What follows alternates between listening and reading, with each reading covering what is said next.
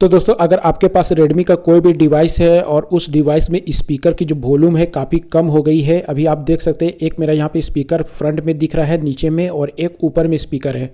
होता क्या है कि बहुत दिन तक यूज़ करने के बाद स्पीकर की जो साउंड होती है वो काफ़ी लो हो जाती है। तो इसको कैसे इंक्रीज़ करना है वो मैं आपको इस वीडियो में बताने वाला हूँ, तो इस वीडियो को पूरा देखिएगा। तो दोस्तों इसके लिए आपको इस प्रकार की एक ब्रश चाहिए, ये ट्रिमर वाला ब्रश है। अगर आपके पास ये ट्रिमर ब्रश नहीं है तो आप क्या कर सकते हैं कि ड्राइंग पेंट वाला जो ब्रश होता है उसको यूज़ कर सकते हैं।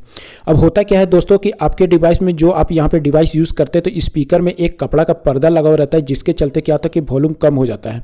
तो आप सिंपली क्या करें कि सबसे पहले सेटिंग में चले जाए। सेटिंग में जाने के बाद नीचे आपको स्क्रॉल करना है और स्क्रॉल करने के बाद एक ऑप्शन मिलेगा एडिशनल सेटिंग का। इस एडिशनल सेटिंग वाले ऑप्शन पर क्लिक कर देना है।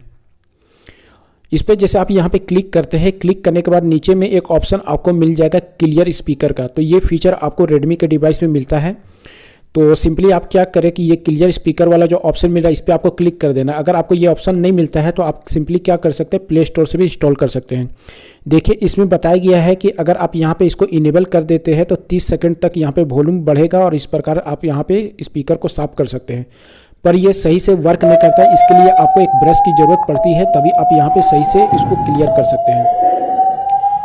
तो यहाँ पे आप देख सकते हैं इस प्रकार आपको यहाँ पे क्लियर करना है तो साउंड भी आएगी, साथ में आपको इस प्रकार से यहाँ पे पर्दा को साफ करना है, क्योंकि एक यहाँ पे पतला लेयर लगा हुआ रहता है पर्दा का, उसी को आपको क्लियर करना है। वो अगर जाम हो जाता है तो आप कितने भी साउंड बढ़ा लीजिए वो क्लियर नहीं होगा, तो वो क्लियर होगा ब्रश से ही।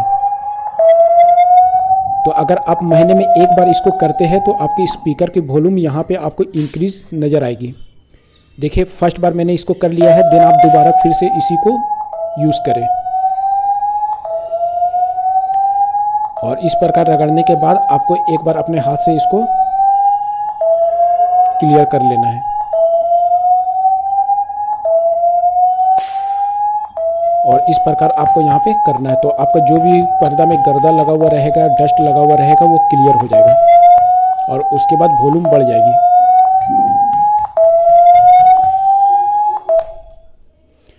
दोस्तों देखिए अब मैंने यहाँ पे क्लियर कर दिया है और अगर आप यहाँ पे देखते हैं तो देखिए यहाँ पे जो भी यहाँ पे डस्ट था वो पूरा क्लियर हो चुका है और क्लियर होने के बाद एक डस्ट भी आपको यहाँ पे नज़र नहीं आएगा। तो दोस्तों अगर आप इस ट्रिक को यूज़ करते हैं तो जो आपने नया डिवाइस जिस समय परचेस किया था उस समय जो स्पीकर की साउंड क्वालिटी मिलती थी वैसा ही सेम साउंड क्वालिटी आपको मिलेगी और लॉन्ग लाइफ ये साउंड क्वालिटी चलेगी।